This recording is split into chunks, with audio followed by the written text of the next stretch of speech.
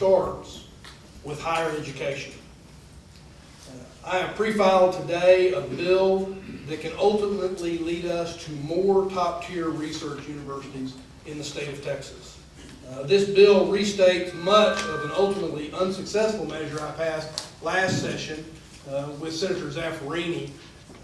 It was a bill that passed both chambers and was vetoed, but it ultimately it restates in great part that measure.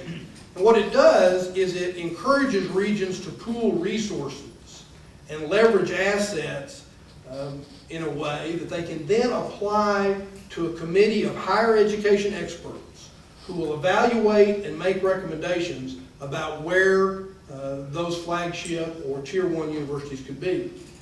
It works in my view because the first thing it does is it removes politics.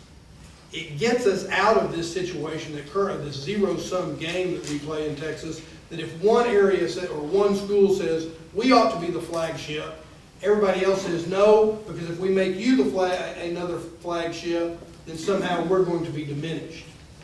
What this does is it creates a mechanism for a true planning process and allows, like I say, the pooling of resources. The other thing it does is it puts the state on a real path to getting beyond just the two public flagships. We have 3 flagships when you include Rice, but we only have 2 public flagships. California has more than 3 times the number of flagship universities we have. New York, which has a smaller population, has 8, and we have 2. And why does that matter? Of course, it matters because of competition. It matters because of what I was saying a minute ago about what legacy we're going to leave to future generations and their ability to be educated.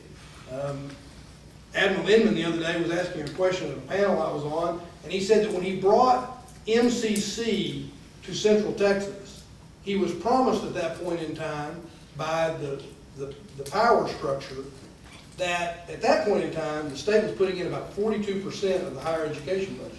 And he was promised it would never go below that. Well, depending upon who you listen to today, it's between 16 and 23%. So we're falling behind. The truth of the matter is, for years we haven't kept up with inflation. Our capacity is frozen, and our investment is shrinking. But yet our needs and our future is racing toward us. From 1980 to 2000, our population went from 14 million to 23 million in the state of Texas. Over the next 25 years, we're going to approach 35 million.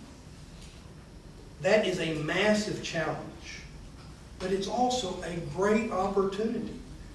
Growth shouldn't be something we fear if we are foresighted about it and figure out how we benefit from it. The truth is, if we miss it, if we miss this opportunity, I think we have a negative fate.